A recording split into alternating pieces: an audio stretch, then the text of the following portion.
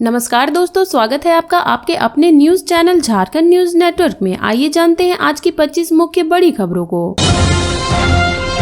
चुनाव ड्यूटी में तैनात मतदान कर्मी की हार्ट अटैक से मौत, ईवीएम कलेक्ट करने गए थे डिस्पैच सेंटर। धनबाद में चुनाव ड्यूटी में तैनात मतदान कर्मी कार्तिक घोष की मंगलवार की मौत हो गई। वह मंगलवार को निरसा पॉलिटेक्निक स्थित डिस्पैच सेंटर में ईवीएम कलेक्ट करने के लिए गए हुए थे। इस दौरान उनको बेचैनी हुई और वो बेहोश होकर गिर पड़े। जांच में पता चला कि उन्हें हार्ट अटैक आया था, जिस वजह से उनकी जान गई। मतदान कर्मी कार्तिक घोष की तबीयत बिगड़ने के बाद धनबाद के निरसा पॉलिटेक्निक में तैनात मेडिकल टीम ने उनका प्राथमिक उपचार किया। इसके बाद 108 एम्बुलेंस के जरिए उन्हें धनबाद के SNMMCH अस्पताल ले जाया गया, लेकिन रास्ते में ही उन्होंने दम तोड़ दिया। अस्पताल पहुंचने पर चिकित्सकों ने उन्हें मृत घोषित कर दिया। घटना के संबंध में बताया जाता है कि चसनाला सेल कार्यरत कर्मी कार्तिक घोष मतदान के लिए जरूरी सामग्री तैयार करवा रहे थे। इस दौरान अचानक उनके छाती में दर्द उठा। इसके बाद वह घटना स्थल पर ही गिर गए। वह पहले से ही हार्ट के मरीज थे। कुछ देर तक वहाँ अफरा तफरी का माहौल हो गया था। डिस्पैच सेंटर पर मौजूद अन्य कर्मियों ने उन्हें निरसा स्थित सामुदायिक स्वास्थ्य केंद्र भेजा। गंभीर स्थिति को देखते हुए उन्हें धनबाद ले जाया जा रहा था, लेकिन रास्ते में ही उनकी मौत हो चुकी थी।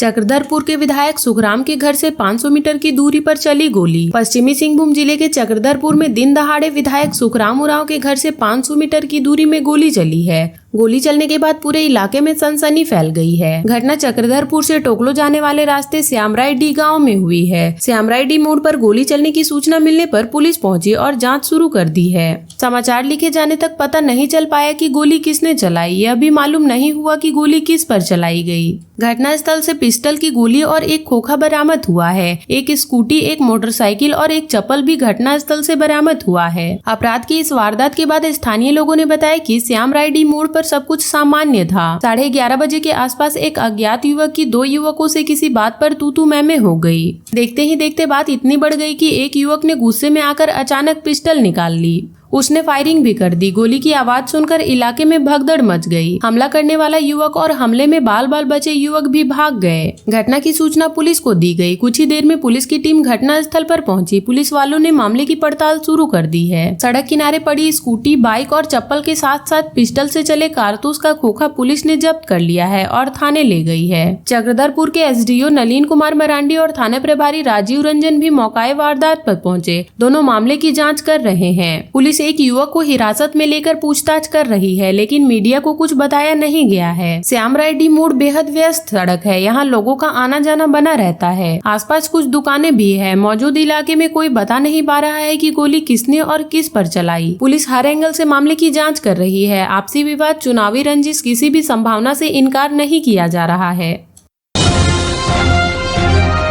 इन 20 सीटों पर बाबूलाल समेत कई की प्रतिष्ठा दांव पर। जाने क्या है मौजूदा हालात। झारखंड विधानसभा चुनाव के दूसरे फेज का चुनाव 20 नवंबर को होगा। कुल 38 सीटों पर वोटिंग होगी। इसमें 18 सीटें संथाल परगना का है, जबकि 20 सीटें कोयलांचल और रांची जिले की है। इन 20 सीटों में बीजेपी के प्रदेश अध्यक्ष बाबूलाल मरांडी, कल्पना सोरेन समेत कई लोगों की प्रतिष्ठा दांव पर है। इनमें से कई सीटों पर त्रिकोणीय तो कुछ में NDA और इंडिया गठबंधन के उम्मीदवारों के बीच सीधा मुकाबला है।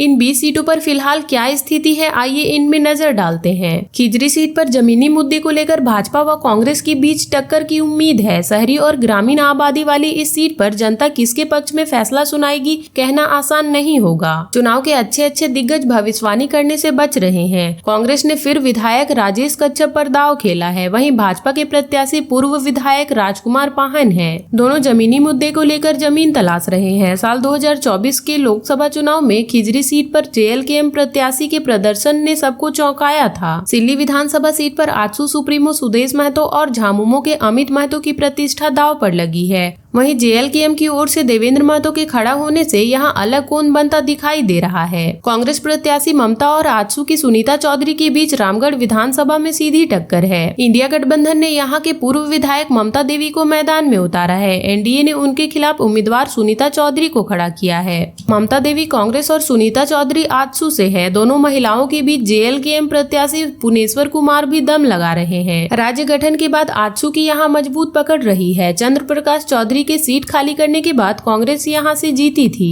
कांग्रेस और आजसू से उतरी दो महिलाओं ने मुकाबले को रोचक बना दिया है। मांडू में त्रिकोणीय संघर्ष की संभावना बन रही है। इस बार मांडू से कांग्रेस प्रत्याशी जयप्रकाश भाई पटेल मैदान पर है। पिछली बार वह भाजपा के टिकट से चुनाव जीते थे। 2014 का चुनाव वह झामुमो के टिकट से जीते थे। झामुमो के दिग्गज नेता रहे टेकलाल महतो के पुत्र जयप्रकाश पटेल लोकसभा चुनाव से ठीक पहले कांग्रेस में चले गए थे। वह पूर्व मंत्री भी रहे हैं। आजसू ने यहां से निर्मल महतो उर्फ तिवारी महतो को प्रत्याशी बनाया है। इस बार JLKM ने बिहारी कुमार को प्रत्याशी बनाया है। धनबाद भाजपा का गढ़ रहा है, इसलिए इंडिया गठबंधन के लिए इस सीट पर चुनाव जीतना बड़ी चुनौती होगी। धनबाद में भाजपा ने अपनी मजबूत जमीन बनाई है। राज्य गठन के बाद वह 3 बार चुनाव जीत चुकी है। वहीं 2009 में एक बार कांग्रेस के मन्नान मलिक को मौका मिला था। एक बार फिर भाजपा और कांग्रेस आमने सामने हैं। भाजपा ने अपने पुराने चेहरे राज सिन्हा पर भरोसा जताया है। वहीं कांग्रेस ने अजय दुबे को मैदान में उतारा है। झरिया विधानसभा 2 परिवारों की राजनीति के संघर्ष के बीच फंसी है। कोयलांचल की यह सीट 2 परिवारों के बीच राजनीतिक रंजिश की गवाह भी है। कोयला नगरी के लिए इस दोनों सीट पर दोनों परिवारों की प्रतिष्ठा जुड़ी है। यहाँ से कांग्रेस ने अपने पुराने चेहरे पूर्णिमा नीरज सिंह पर भरोसा जताया है। वहीं भाजपा ने पूर्व विधायक रंजीव सिंह की पत्नी रागिनी सिंह को फिर से मैदान में उतारा है।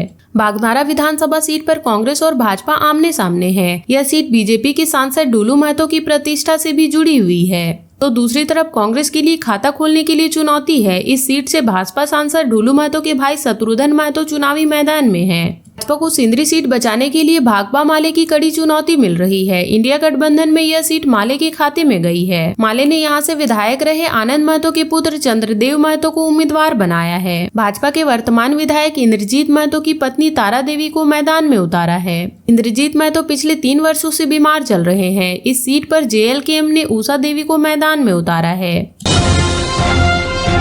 चिरकुंडा चेक पोस्ट पर वाहन जांच के दौरान 1.56 लाख रुपए जब्त। झारखंड विधानसभा चुनाव के एक दिन पहले धनबाद जिले के चिरकुंडा चेक पोस्ट पर सुरक्षा कर्मियों ने 1.56 लाख रुपए जब्त किए हैं। चुनाव के मद्देनजर चेक पोस्ट पर वाहनों की सघन जांच की जा रही है। जांच के दौरान मंगलवार सुबह से अब तक 2 अलग अलग वाहनों से 1.56 लाख रुपए बरामद किए गए हैं। 56,000 रुपए ऑब्जर्वर के सामने से बरामद किए गए हैं। मंगलवार सुबह नियामतपुर से बलियापुर जा रहे पिकअप वैन से 1 लाख रुपए बरामद किए गए हैं। यह राशि मंसूर खान की है। पिकअप वैन से बरामदी के बाद बराकर से कुमारधूमी जा रहे पिकअप वैन के चालक जितेंद्र तांगी के पास से 56 लाख रुपए बरामद किए गए हैं। उस वक्त चुनाव आयोग के ऑब्जर्वर स्वयं चेक पोस्ट का निरीक्षण करने के लिए पहुंचे हुए थे। चेक पोस्ट पर तैनात मजिस्ट्रेट व पुलिस अधिकारियों एवं जवानों को ऑब्जर्वर ने निर्देश दिए कि बंगाल से आने वाले सभी वाहनों की सघन जांच की जाए। बंगाल से चुनाव को प्रभावित करने के लिए झारखंड सीमा से रुपए नहीं आ सके। विधानसभा चुनाव की घोषणा के बाद से अब तक 1.98 लाख रुपए से अधिक नगद और अवैध सामान जब्त किए जा चुके हैं। चीफ इंजीनियर बीरेंद्र राम को सुप्रीम कोर्ट ने दी जमानत। 21 महीने से जेल में थे बंद। झारखंड ग्रामीण विकास विभाग के निलंबित चीफ इंजीनियर बीरेंद्र राम को सुप्रीम कोर्ट से बड़ी राहत मिली है। मंगलवार को टेंडर कमीशन मामले में जेल में बंद इंजीनियर बीरेंद्र राम को अदालत ने जमानत पर जेल से रिहा कर दिया है। वह लगभग 21 माह से जेल में बंद थे। मामले की सुनवाई न्यायाधीश जस्टिस अभय SK ओझा के बेंच कर रही थी। बता दें कि 21 फरवरी 2023 को ग्रामीण विकास विभाग के मुख्य अभियंता वीरेंद्र राम के ठिकानों पर छापा पड़ा था। इस दौरान ईडी को उनके 100 करोड़ की संपत्ति का भी पता चला था। छापेमारी के दौरान 1.50 करोड़ के जेवरात और करीब 30 लाख रुपए नगद मिले थे, जिसके बाद ईडी के अधिकारियों ने उनसे लंबी पूछताछ की। संतोषजनक जवाब नहीं मिलने के बाद उन्हें गिरफ्तार कर लिया गया। जमशेदपुर निगरानी थाने में ठेकेदार विकास शर्मा ने एक प्राथमिकी दर्ज कराई थी। ठेकेदार ने अपने शिकायत में कही थी कि उसने 4.54 लाख रुपए का काम पूरा कर लिया है। इसमें से 7 लाख रुपए का भुगतान उसे मिल चुका है। शेष राशि के भुगतान के लिए कनीय अभियंता सुरेश वर्मा उससे रिश्वत की मांग कर रहा है। इसकी शिकायत मिलने के बाद निगरानी विभाग ने सुरेश को 10,000 रुपए रिश्वत लेते रंगे हाथ गिरफ्तार किया था। इसके बाद जब उनके घर की तलाशी ली गई तो वहाँ से 2.44 करोड़ रुपए नगद समेत जेवर मिले। जब इस मामले में ईडी ने प्राथमिकी को ECIR के रूप में दर्ज कर जांच शुरू की तो पता चला कि बरामद रुपए बीरेंद्र राम के हैं, जिसके बाद ईडी ने वीरेंद्र राम के ठिकानों पर छापा मारा था।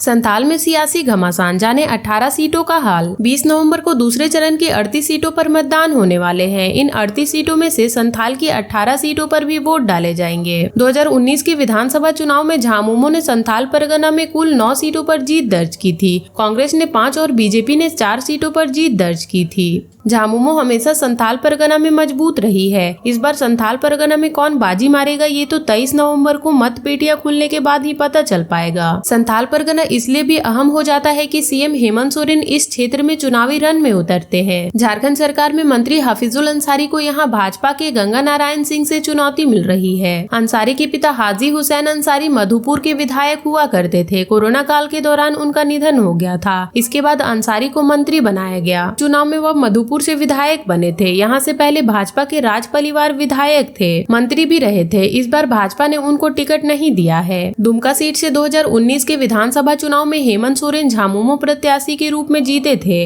बाद में हेमंत सोरेन ने इस सीट को खाली कर दी थी। इसके बाद हुए उपचुनाव में हेमंत सोरेन के भाई बसंत सोरेन जीते थे। 2019 में पहली बार हेमंत सोरेन ने भाजपा प्रत्याशी लुइस मरांडी को हराया था। उपचुनाव में बसंत सोरेन ने लुइस मरांडी को हराया था। इस बार भाजपा ने मरांडी का टिकट यहाँ से काट दिया है। लोकसभा चुनाव में टिकट देकर काटने वाले सुनील सोरेन को प्रत्याशी बनाया है। इंडिया गठबंधन में देवघर सीट राजद के कोटे में गई है। राजद के सुरेश पासवान मैदान में है। भाजपा ने फिर वर्तमान विधायक नारायण दास पर भरोसा जताया है। भाजपा यहां हैट्रिक लगाने की मंशा के लिए मैदान में उतरी है। बड़े बड़े नेता रैली कर रहे हैं। वहीं सुरेश पासवान को जिताने के लिए बिहार के पूर्व उप मुख्यमंत्री तेजस्वी यादव की सभा भी हो चुकी है। धनबाद में भू धसान, एक घर का आधा हिस्सा जमीन में समाया। धनबाद में भू धसान का मामला सामने आया है। मंगलवार को जोगदा थाना अंतर्गत 11 नंबर पर अहले सुबह जोरदार आवाज के साथ भू धसान हो गया। इस घटना में किसी की जान तो नहीं गई, लेकिन ब्रह्मदेव सिंह चौधरी नामक एक व्यक्ति का घर का आधा हिस्सा जमीन में समा गया। भू धसान की वजह से काफी गैस का रिसाव हो रहा है। इस वजह से आसपास के लोगों को सांस लेने में काफी परेशानियों का सामना करना पड़ रहा है। बताया जाता है कि भुक्तभोगी ब्रह्मदेव सिंह कुछ दिनों पहले अपने घर बिहार गए हुए थे। यह इलाका आग से प्रभावित है, इसलिए यहाँ आए दिन भू धसान होते रहते हैं।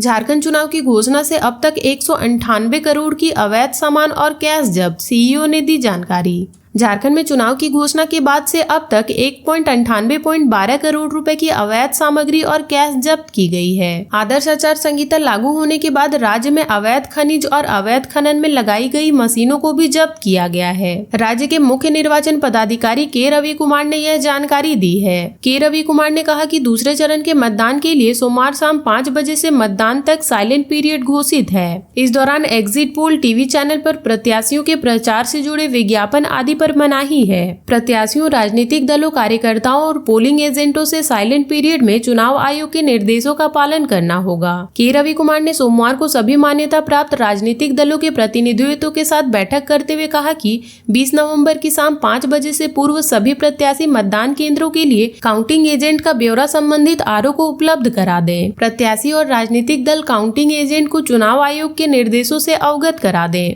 उन्होंने कहा कि मतदान केंद्रों पर काउंटिंग एजेंट किसी भी तरह के इलेक्ट्रॉनिक डिवाइस जैसे मोबाइल, कैलकुलेटर, डिजिटल वॉच आदि लेकर ना जा सके। और अब तक के लिए इतना ही। ऐसे ही वीडियोस के लिए लाइक, शेयर एंड सब्सक्राइब करें और जुड़े रहे झारखंड न्यूज नेटवर्क से।